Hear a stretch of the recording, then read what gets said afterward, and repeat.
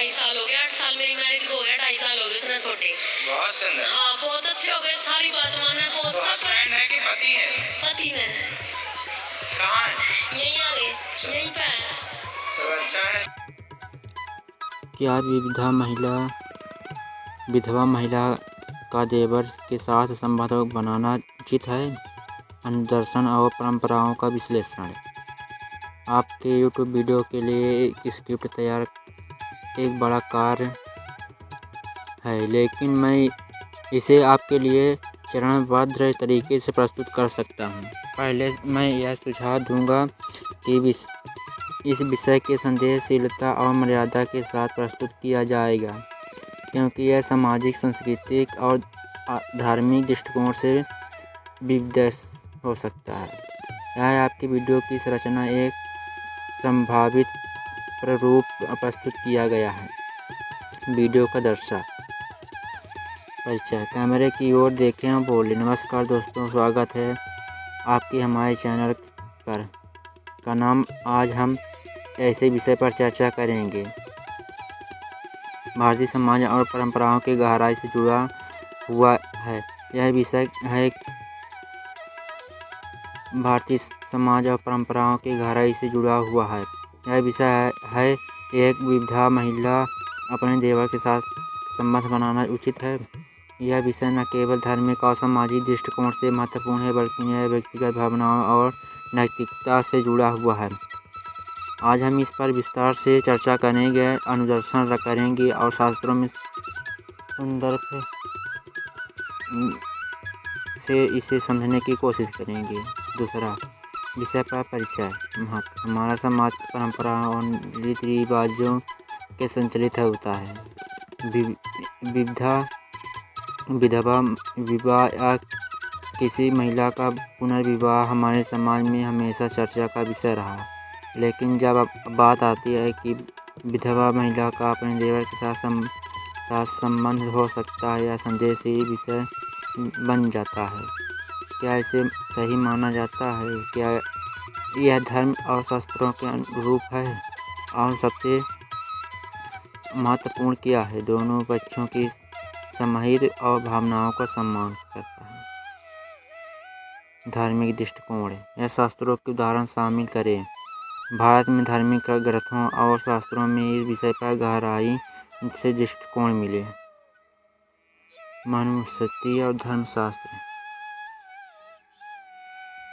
मनुस्मृति में यह कहा गया है कि यदि किसी महिला का पति गुजर जाता है तो उसे अपने जीवन में संयमित और सावधान रूप से जीना चाहिए।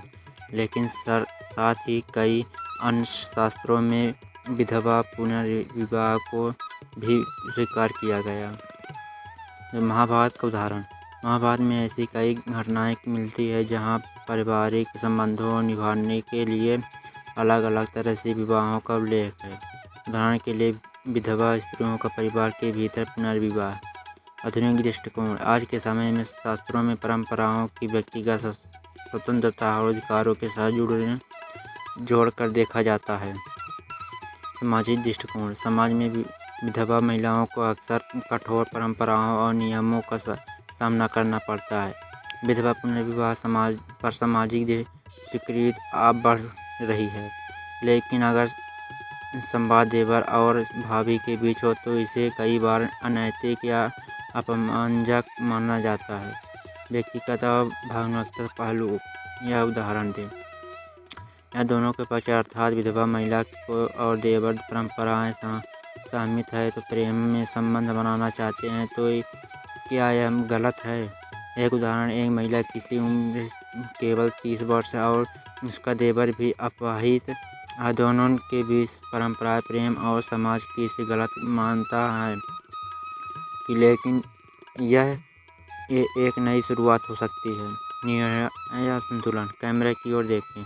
तो दोस्तों, यह विषय केवल शास्त्रों या समाज तक सीमित नहीं है, यह व्यक्तिगत भावनाओं, नैतिकता और सहमति का भी मामला है। यह दोनों व्यक्ति केवल स्वेच्छा से अपने जीवन के बारे में निर्णय लेते हैं तो किसी को उन्हें बाधा नहीं डालना चाहिए। लेकिन यह महत्वपूर्ण है कि वे सामाजिक प्रभाव और परिवार की भावनाओं को ध्यान रखें। निष्कर्ष समाप्ति के लिए भाग में दोस्तों, यह हमारी आज की चर्चा है। विषय गहराई से विचार करके हर व्यक्ति की परिस्थिति अलग होती है और उनके निर्णय का सम्मान किया जाना चाहिए। अगर आपका इस विषय पर अपनी राय देना चाहते हैं तो कृपया नीचे कमेंट करें। वीडियो को लाइक और शेयर करना ना भूलें और चैनल को सब्सक्राइब करें। धन्यवाद। अगली बार फिर मिलेंगे एक नए और महत्वपूर्ण विषय के साथ। प्रत्येक बिंदु पर आधिकारिक उदाहरण और शास्त्रीय संदर्भ जोड़ें। दर्शकों के सवालों और उनके उत्तरों का काल्पनिक सेगमेंट जोड़ें। सामाजिक और धार्मिक पहलुओं के साथ व्यक्तिगत कहानियों के गहराई को शामिल करें। यदि आप इस स्क्रिप्ट के किसी विशेष भाग पर विस्तार चाहते हैं तो कृपया बनाएं। इस विषय पर यूट्यूब वीडियो एक संदेशशील और सामाजिक दृष्टिकोण से जटिल मानना है और इसे बहुत सावधानी और जिम्मेदारी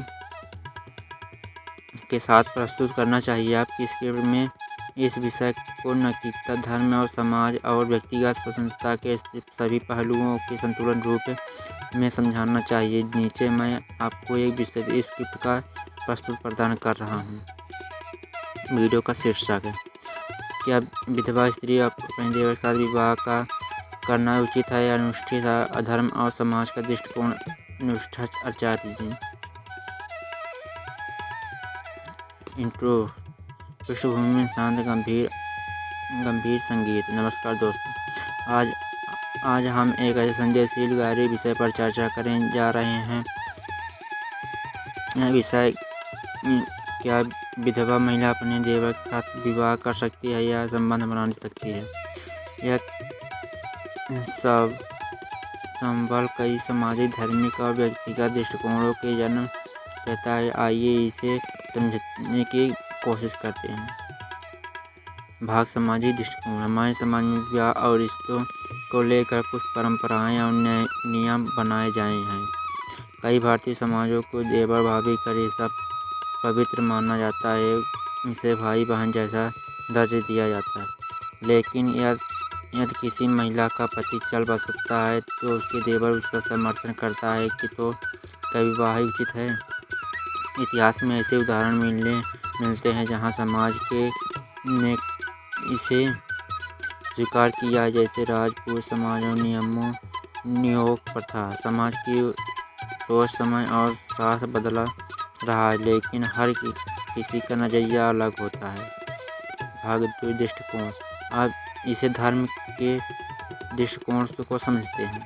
हमें वेद और शास्त्र विवाह के धर्म का हिस्सा बना।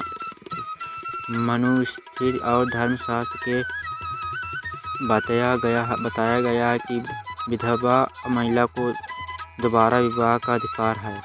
कुछ धर्मों में देवर और विधवा का विवाह उचित माना गया है, जैसे हिंदू के कुछ समुदायों में इसे लेबेरिटी विवाह कहा जाता है। अनुष्ठानों को परंपराओं के अनुसार यह समय प्रासंगिक था जब महिला की सुरक्षा और भरण पोषण का ध्यान रखना जरूरी होता है। लेकिन आज के समय में धर्म व्यक्तिगत स्वतंत्रता को भी महत्व देता है।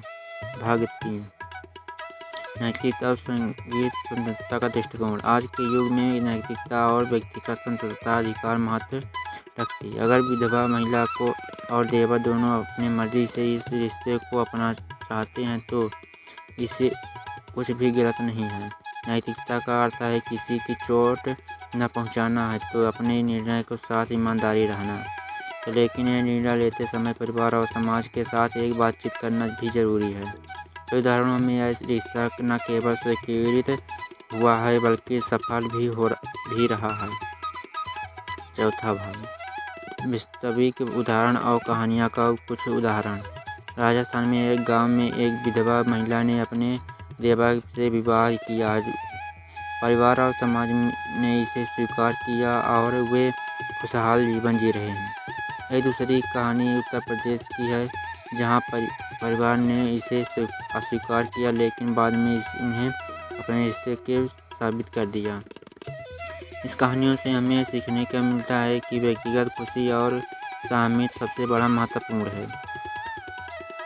निष्कर्ष और अनुष्ठा आचार्य जी का संदेश गंभीर और सटीक स्वर में। दोस्तों, इस प्रश्न का उत्तर पूरी तरह परिस्थितियों और लोगों की सहमति पर निर्भर करता है। धर्म, समाज और व्यक्तिगत स्वतंत्रता के बीच संतुलन बनाना जरूरी है। अनुष्ठाचार्य जी के अनुसार हर रिश्ता विश्वास, प्रेम और सहमति पर आधारित होना चाहिए। किसी भी निर्णय को जल्दबाजी में न लें। आपके विचार क्या है? कृपया हमें कमेंट में बताइए। यह चर्चा जरूरी है ताकि समाज और धर्म का सही मार्गदर्शन हो सके।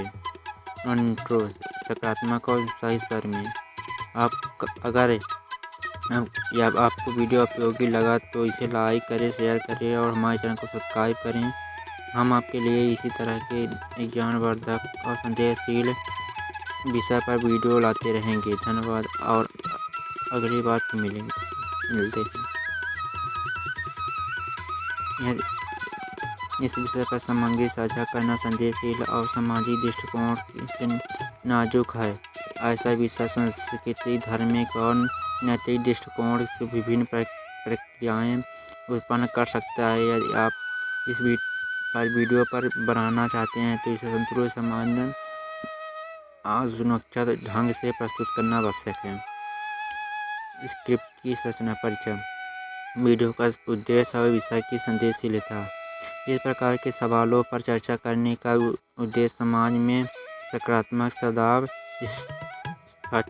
स्पष्टित करना है। धार्मिक और दृष्टिकोण। प्राचीन धर्म ग्रंथों में विवाहित, पुनर्विवाह और धर्मों की मान्यता है। हिंदू धर्म में मनुष्य विवाह संबंधी प्रथाओं और सामाजिक व्यवस्था पर चर्चा। आधुनिक विचारधारा और व्यक्तिगत स्वतंत्रता। तीसरा, विधवा और पुनर्विवाह की चर्चा। विधवा को पुनर्विवाह का समाज में महत्व। देवर और विधवा के संबंध पर सामाजिक मान्यताएं। सकारात्मक उदाहरण और उन विचारों की कहानियां जहां इस प्रकार के संबंधों में नया जीवन दिया।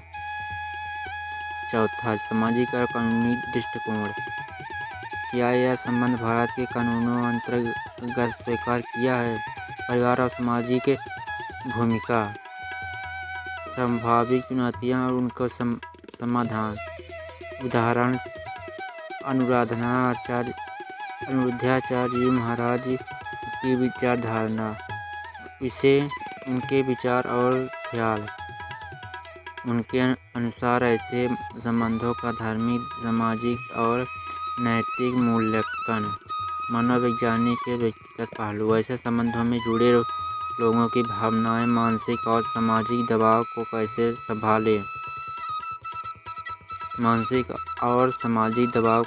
संभालें। एक महिला के आत्मसम्मान और अधिकारों की चर्चा। उदाहरण और प्रेरणादायक कहानी। समाज में सकारात्मक दृष्टिकोण को बढ़ावा देने वाली कहानियाँ। ऐसी कहानी से जुड़े संघर्ष से सफलता। आत्मनिष्कर्ष। हर व्यक्ति को अपने जीवन का निर्णय लेना अधिकार है। समाज का कर्तव्य है कि वह हर किसी को सहयोग दे। धर्म की और सामाजिक मूल्य हमेशा व्यक्तिगत स्वतंत्रता के साथ सामंजस्य में होने चाहिए। स्क्रिप्ट या आपको ये विस्तार से लिखना चाहते हैं तो कृपया इस बात के इसे विशेष रूप से पहलू पर अधिक जोर देना है। चैनल को सब्सक्राइब करें।